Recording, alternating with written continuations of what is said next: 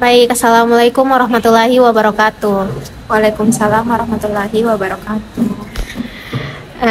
Bagaimana kabar hari ini? Alhamdulillah baik. Baik, sebelumnya saya ucapkan terima kasih banyak karena sudah menyempatkan waktunya untuk hadir pertemuan kita hari ini untuk melakukan wawancara. Jadi sebelumnya perkenalkan, nama saya Siti Munadia Effendi dari Fakultas Psikologi Universitas Negeri Makassar.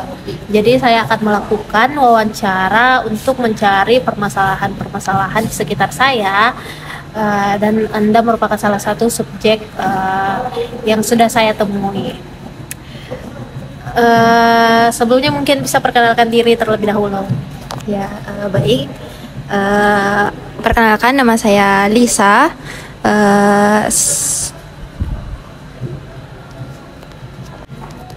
Saya merupakan mahasiswi dari Universitas Hasanuddin. Baik, jadi saya meminta kesediaan Lisa untuk sekitar 20 menit ke depan untuk melakukan wawancara. Apa Lisa bersedia? Iya, bersedia. Baik. Apakah ada pertanyaan yang ingin ditanyakan sebelum kita masuk ke proses wawancaranya? Mungkin kalau untuk sekarang belum ada ya. Baik, kita mulai ya. Iya. Jadi apa saja sih aktivitas-aktivitas yang sedang kita kerjakan akhir-akhir ini? Oke, kalau untuk aktivitas sendiri ya, saya sebagai mahasiswa tentunya itu pasti berkuliah. Kemudian juga kalau akhir-akhir ini tuh lagi sibuk-sibuknya kerja tugas yang maksudnya banyak banget gitu. Kayak sehari tuh kayak sampai 4 tugas atau 2 tugas yang dan DL-nya tuh bersamaan semua. Jadi mungkin kesibukanku untuk akhir-akhir ini itu jika kerja tugas kuliah. Kalau aktivitas lain mungkin yang kita ikuti selain kampus ada? Kalau untuk itu kalau sekarang tidak ada. Tidak ada ya.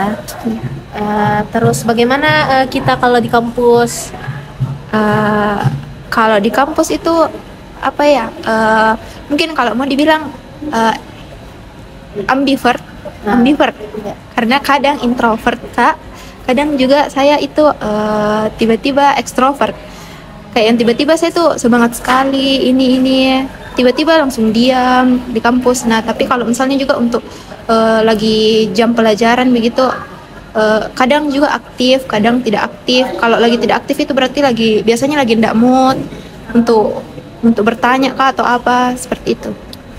Jadi apakah kita punya banyak teman di kampus? Kalau punya banyak teman, alhamdulillah banyak ya, cukup banyak dan cukup dekat juga semua. Jadi alhamdulillah. Kalau mungkin circle yang lebih dekat atau dominan sama itu punya? Ya punya. Bagaimana hubungan tak dengan teman-teman tak? Ya oke. Kalau untuk hubungan sendiri ya, hubungan sama teman-temanku yang di kampus, alhamdulillah tuh baik aja semua. Kayak saya juga tipe orang yang maksudnya bisa aja berbaur sama orang walaupun tidak maksudnya tidak se-circle itu gampang aja berbaur sama orang lain. Jadi tidak harus di sama circleku seperti itu. Baik, jadi dalam berteman itu apakah kita suka ikut-ikutan dengan apa yang teman kita kerjakan? Iya, cukup biasa ikut-ikutan. Ikut-ikutannya itu biasa dalam bentuk apa? Biasanya itu kayak apa ya?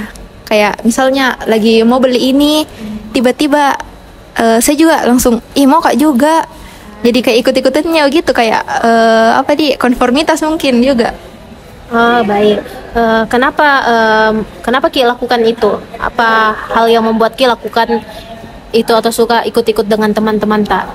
Oke, kalau alasanku ikut-ikutan itu sebenarnya apa misalnya lagi mau beli makanan atau minuman dan saya lagi temani pergi beli, tiba-tiba kayak timbul juga di pikiranku bilang, beli mak juga deh, karena itu mungkin karena mau kak lagi langsung jadi ikut mak juga beli. Atau misalnya lagi pergi kak temani beli skincare kak atau beli pakaian toh, kayak kalau beli tiba-tiba juga terlintas di pikiran kok mau beli begitu, kayak ikut-ikutan saja. Tapi mungkin juga saya butuhkan Ji, cuman tidak sebutuh itu Ja. Jadi ikut-ikutannya begitu. Jadi Anda ini merupakan tipe orang yang senang berbelanja atau tidak? Kalau untuk senang berbelanja tuh pasti maksudnya semua cewek itu senang berbelanja ya. Jadi mungkin bisa dikatakan iya. Ya, kenapa Anda senang dalam berbelanja? Kalau untuk senang dalam berbelanja itu kayak apa ada kayak kesenangan tersendiri. Misalnya kayak mungkin kayak lagi sedikit. Biasa itu kayak saya kalau lagi sedih biasa langsung cek-cek barang di Shopee misalnya. Kayak, ih bagus kayaknya aku beli ini. Walaupun maksudnya nggak penting-penting amat Ji.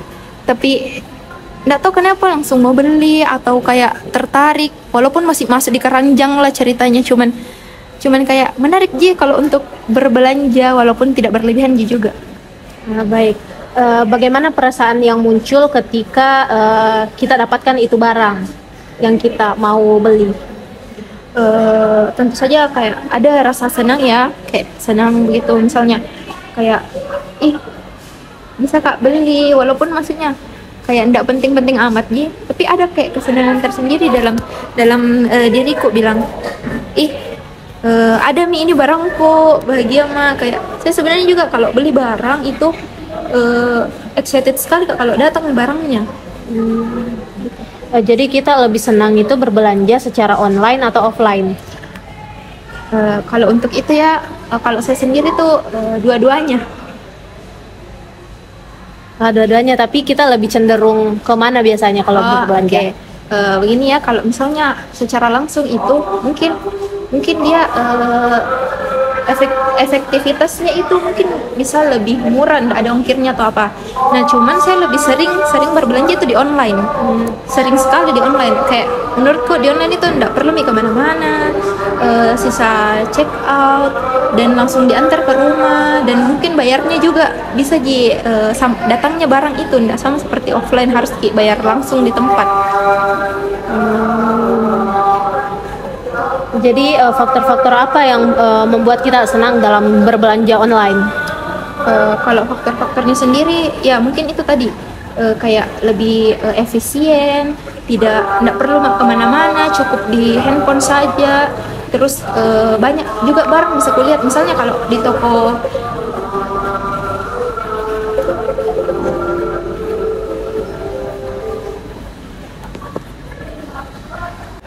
Nah misalnya tuh kayak kalau di toko offline kan, di toko offline itu saya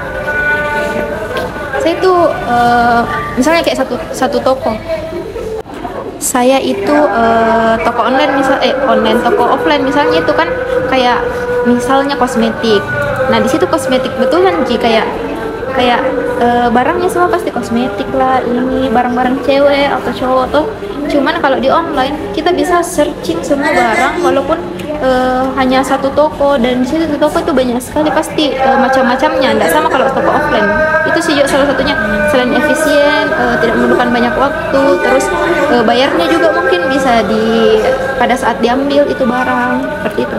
Baik, kalau mungkin kita punya pasti senangnya berbelanja di mana? Adakah platform yang kita suka berbelanja di situ?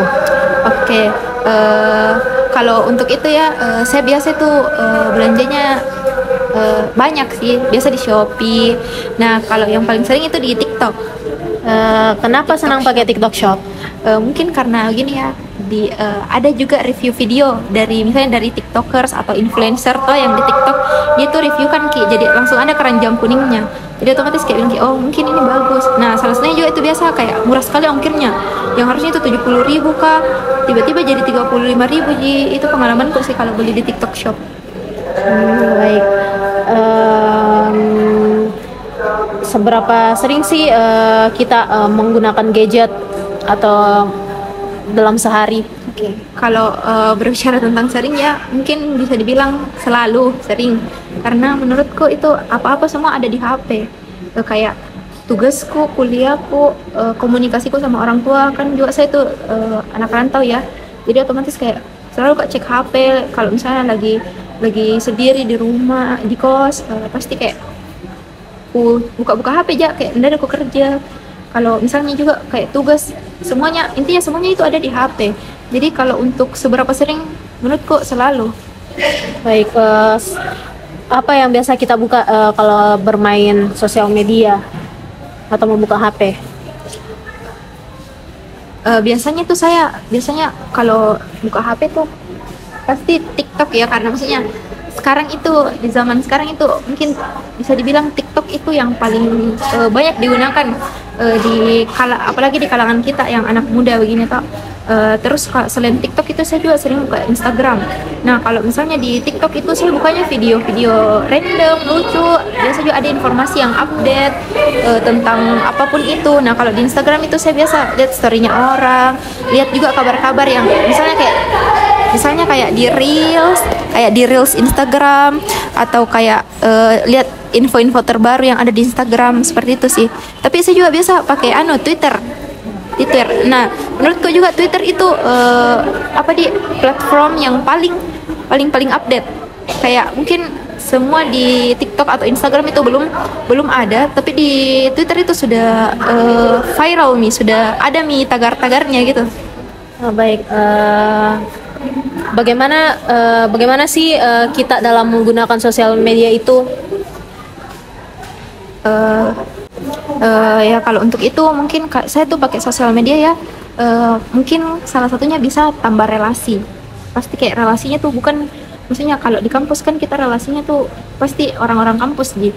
Nah tapi kalau pakai sosial media tuh banyak, bisa dari luar Sulawesi lah, atau sampai Jawa di mana kan. Nah itu kayak relasinya tuh pasti lebih luas.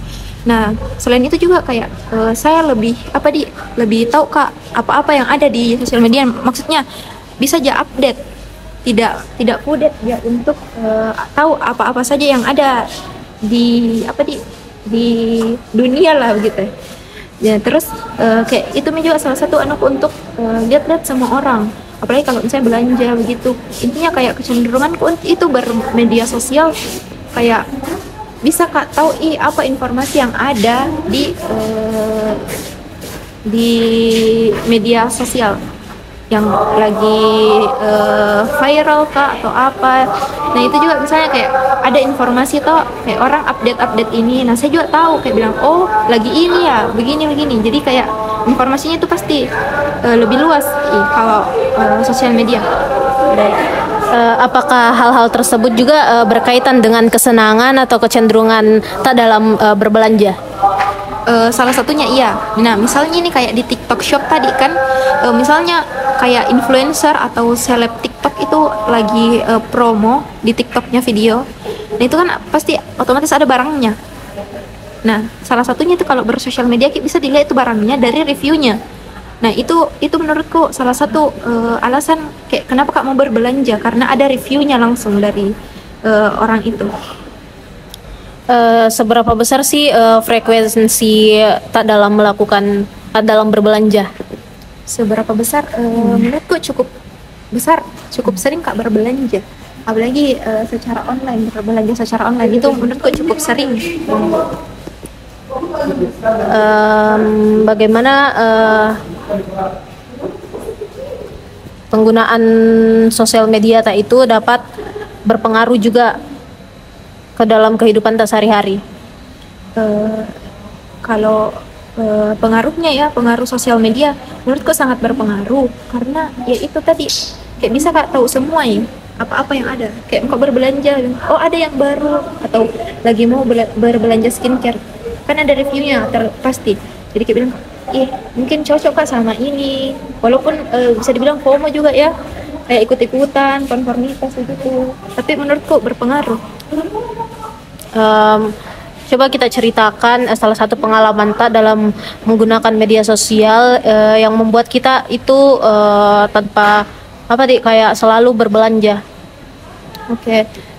Kayak misalnya itu contohnya dulu saya pernah belanja di TikTok Shop. Nah itu lagi ada promo, kebetulan besar-besaran banget promonya, bisa sebutnya saya promonya Scarlett yang body lotion.